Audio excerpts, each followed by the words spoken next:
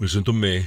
You are watching Billy D. If you're single and you want to meet ladies, I highly recommend not putting them in a room full of 23 other women, having them fight for a movie role, but the movie's really fake because you just want to meet them. That is what Audition's about. This movie starts off like all good Disney movies, and it just kills off the mother from get-go. Kid walks in, he has his little art project. You don't have a mom anymore, I'm sorry, bud. I read about did you say want to a 10-year-old? But it's okay, we don't last long there because we zoom ahead 7 years. And the kid's still in like high school, he's like getting his life together, but then he notices dad, he's kind of sad. He has a sad dad.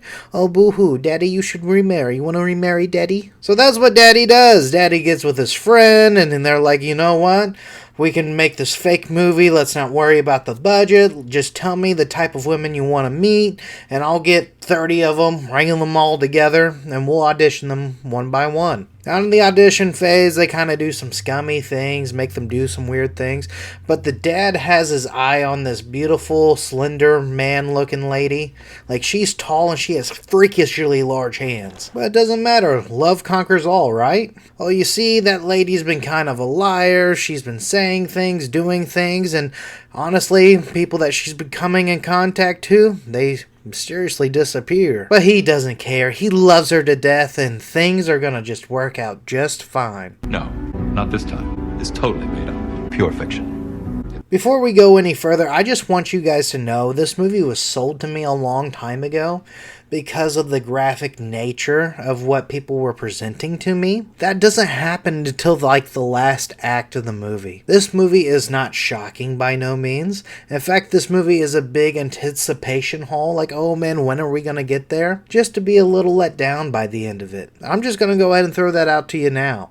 This movie is a good psychological movie, like, oh, what is this woman really about? If you see the cover, if you hear the trailers, or heck, talk to friends that seen this movie, you pretty much have this movie ruined for you. That's why I wanted to put that right there. If you have any interest in seeing Audition, you have to be sold on that first half. That's what you're watching it for, the good camera angles, the beautiful music, but that's it. If you're like me and a few other people I know, the back end is going to be disappointing, so let's go ahead and talk about that. The woman describes her young years about trauma, and she trauma dumps on him throughout the whole movie. Well, he finally gets to see the body, see what's going on, know the reasons why. Just for her to leave the hotel, and he goes on a mystery, a hunt. He goes to her old dance studio, goes to her old boyfriend's house, I think. At least he hears scary stories of her past, scary stories of the guy that died in this hotel room. And it kind of foreshadows that she's zoning in and he's about to be next. Our sad dad comes up empty-handed, comes home, drinks from his favorite whiskey bottle just to find out, ooh, she was there before him, and drugged him. He goes through this mental gymnastics where in the movie it hints that she's crazy by him calling. Every time he calls, there's a sack of a person like fumbling around. Well, you finally get to see what's in the sack in this dude's dreams. This is where the movie gets kind of weird, and you have to like stretch the imagination on how he came to these conclusions. She didn't necessarily tell him. He could probably be in that weird coma, paralytic state, and she's just telling him the past, and he's basically imagining it. Could be a psychic, could be a vision, I don't know. In all reality, she's taking these big needles and putting it in his belly, hoping he feels pain. She was onto him and how he meets women through auditions, how scummy of a thing that is, which is pretty scummy. Just do what you need to do. Go to a local bar, go to a church, go to Tinder. I don't care what you do. Just don't get women's hopes up just to knock them down. But Billy, you used to do that all the day. It's not about me. You eventually see the needles in the eyes. He starts panicking and seeing things. It's just messed up. I just like the way she's saying deeper. It's just, I don't know why. That seems soothing. But then she takes like a piano wire that cuts through bone and feet and whatever, and she's going into town on his foot, and then I think she's about to start the other one, but just before the son walks in, he was like, Dad, the son was even supposed to be home. He was supposed to be at a friend's house, and he's like, I had a monster of a night. I basically was living in chaos, and we had to get an ambulance involved. Dad, where are you? I have to tell you. And then boom, he's in even more trouble. He's like, geez. And another thing, the girl comes out of nowhere. I swear in the dude's imagination it was like a gun in her hand, but I know she grabbed some spray. What the heck is that spray gonna do, lady? Everything that happens in this, I would want you guys to go check it out. I'll be honest, it's a wee bit disappointing from there on, but it makes you wonder, like, what's real, what's fake? I mean, obviously, you know the girl's crazy, but is that sack person real? Is what she did in that bowl real? It's just a movie that kind of sticks with you, makes you ask questions, and then you want to go and ask somebody, but then they're like, dude, I haven't seen that movie, and that sounds messed up. But the movie isn't that messed up.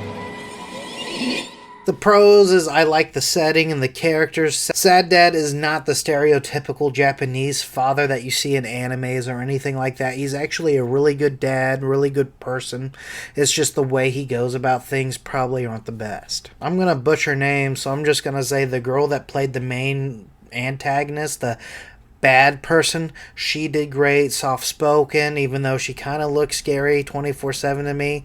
She still has that alluring sense of safety when it comes to certain situations. And the son was cool. A friend that looks out for Sad Dad is the real MVP. We need to have more friends in life like that. And the piano wire scene was pretty cool. The scenes that people talk about are cool to see.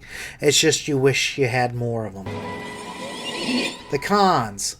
The cons is the movie's overhyped. You're not getting like Saw. You're not getting like any of the torture stuff that you're kind of promised. You get a little bit of it, like Pica de Gallo type of like torture, but it's not enough in my opinion. The main bad guy doesn't leave a huge legacy at all. It's not too memorable. The way she goes out is kind of sad. Spoiler.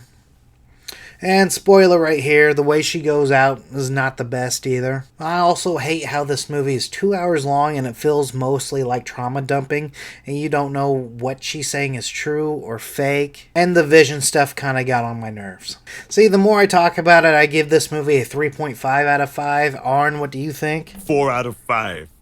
See, I think most people would give it a 4. Maybe there's something that I'm missing. I'm just going to say 3.5 out of 5. If you ever have time and you want to watch a good psychological movie, check that one out. Otherwise, I don't feel like I needed this movie in my life to appreciate the horror genre or anything that Japan horror has given us. So if you like this review, stick around, hit the subscribe button. I'm still going through Fangoria's top 100. This was one of the movies on it, and I appreciate that I got to watch it. Is it anything I would ever seek out? Probably not.